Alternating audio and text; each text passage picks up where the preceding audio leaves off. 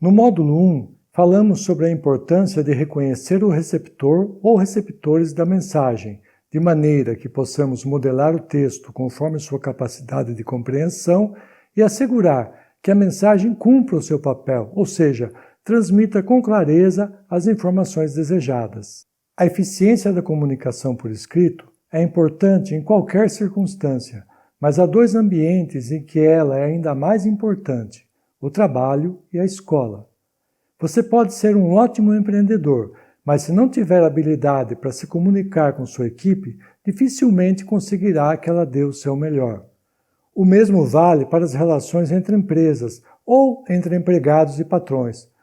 Um funcionário pode ser excelente naquilo que faz, mas se não for capaz de escrever bem um projeto ou um relatório, enfrentará sérias dificuldades para prosperar dentro da empresa.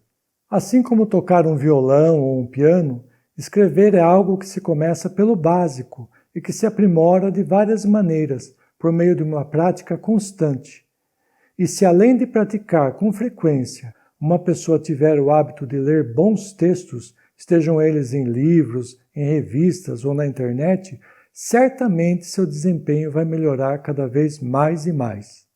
A leitura é a melhor fonte possível de instrumental para que se possa desenvolver a habilidade de escrever bem. É importante conhecer as regras gramaticais?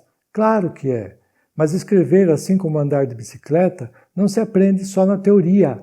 Aprende-se sobretudo por assimilação, observando-se como os outros se expressam, como constroem as frases, como usam o vocabulário e os mais variados recursos linguísticos para difundir ideias, narrar fatos, compartilhar sentimentos e percepções. Agora, você pode estar se perguntando: poxa, e como é que ficam aquelas pessoas que, por algum motivo que não vem ao caso, não desenvolveram o hábito da leitura? Fique tranquilo, é para esses casos, para essas pessoas em particular, que este curso foi criado. Nunca é demais esclarecer que o que buscamos com este curso não é uma linguagem criativa ou literária. Nosso propósito é compartilhar recursos práticos ao alcance de todos para que a escrita possa ser utilizada no dia a dia como o que ela realmente é, um instrumento de interação entre as pessoas. Nesse sentido, vamos apresentar aspectos conceituais do texto e, em paralelo, vamos dar muitas dicas fáceis de seguir e bastante práticas. Com elas, vamos garantir que a escrita, mesmo em seu nível mais básico, cumpra a sua função dentro daquele objetivo a que se destina e, o que é muito importante, contribua para que suas comunicações por escrito não sejam prejudicadas por erros bobos ou pela falta de objetividade. Então, já entrando no terreno das dicas práticas, aqui vão 3 regras de ouro para quem não se sente muito seguro nem à vontade quando precisa escrever. Prefira sempre o simples em lugar do rebuscado. Prefira frases curtas em vez de frases longas. Prefira a ordem direta em lugar da ordem indireta. A tendência ao rebuscamento é própria da comunicação escrita. Quando conversamos com alguém, geralmente nos expressamos de forma simples, direta, sem muitos enfeites. Quando escrevemos, entretanto, geralmente somos levados a complicar sem necessidade. É um fenômeno interessante esse. Uma mensagem que seria transmitida de forma simples e eficaz na linguagem oral, quando transportada para a escrita, acaba repleta de adendos, de quês, quandos, cujos, ondes, enfim, uma série de emendas e badulaques que funcionam como que uma costura entre frases e ideias, levando a períodos longos e complicados.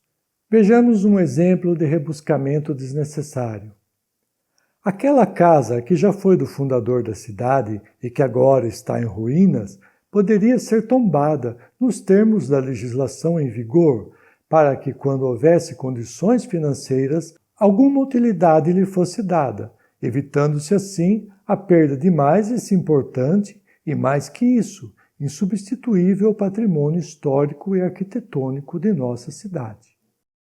Note que não há nada de errado com esse exemplo, a não ser o grau de elaboração mental que ele exige do receptor. Além de dificultar a leitura, a tendência ao texto rebuscado geralmente abre uma margem enorme para o erro, pois muitas pessoas não estão habituadas ao uso correto dos elementos de ligação de frases e ideias, como advérbios relativos, quando e onde, por exemplo, e pronomes relativos, os quais, que, cujo, etc. Na linguagem escrita também surge outro problema típico, a inversão dos elementos de uma oração. Uma frase simples como esta: conversávamos livremente, sem nos dar conta de sua presença, pode facilmente ter seus elementos reorganizados, mais ou menos assim. Livremente conversávamos, sem que de sua presença nos dessemos conta. Veja outros exemplos de frases com elementos fora de lugar que podem induzir a erros de interpretação. É preciso aplicar outra mão branca de tinta na parede. Ora, a parede não precisa de uma mão branca de tinta. Na verdade, é preciso aplicar outra mão de tinta branca na parede. O prato foi devolvido ao garçom com excesso de gordura. Quem tem excesso de gordura? O prato ou o garçom? Então, o prato com excesso de gordura foi devolvido ao garçom. Um exercício simples para evitar o rebuscamento é imaginar, antes de escrever, como você contaria a outra pessoa, numa conversa corriqueira, normal, aquilo que precisa comunicar. Tente escrever da forma como falaria.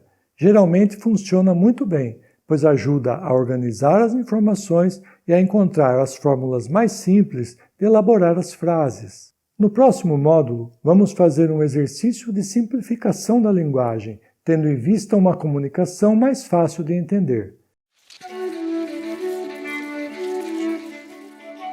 Não erre mais.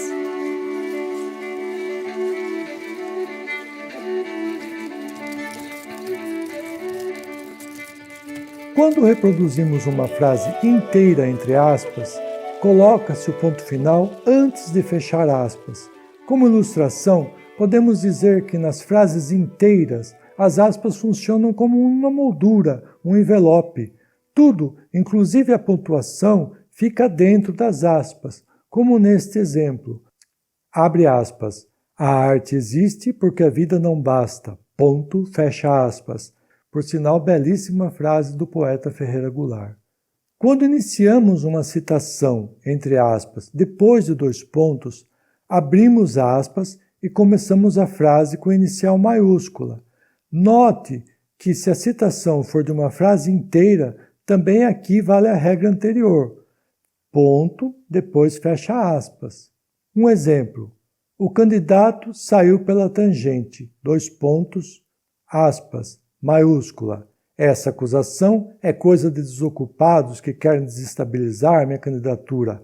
Ponto, fecha aspas. Vou abrir um parêntese aqui para esclarecer um outro aspecto que também gera dúvida. Depois de dois pontos, substantivo comum escreve-se com inicial minúscula. A inicial maiúscula apenas se for um nome próprio ou, como no exemplo que nós demos, quando for uma frase que começa entre aspas. Agora é bom esclarecer uma coisa em definitivo. Aspas sempre são duplas, como está aí na tela. E é claro que, se abriu aspas, tem de fechar. Aspas simples, como está na tela agora, não são aspas. Elas têm outra função no texto. Só ocorrem, na verdade, em duas situações. Quando colocamos entre aspas uma frase que já contém palavras e expressões entre aspas, estas aspas originais internas passam a ser simples, como neste exemplo. A frase original era difícil entender o portunhol, entre aspas, falado pelo turista. Aí nós citamos essa frase entre aspas. Era difícil entender o portunhol falado pelo turista. Portunhol, como já está dentro de uma frase entre aspas, vai com aspas simples. Outra situação em que aspas simples são toleradas, por assim dizer, embora não sejam exatamente corretas, é nos títulos de jornais e revistas, por uma convenção gráfica.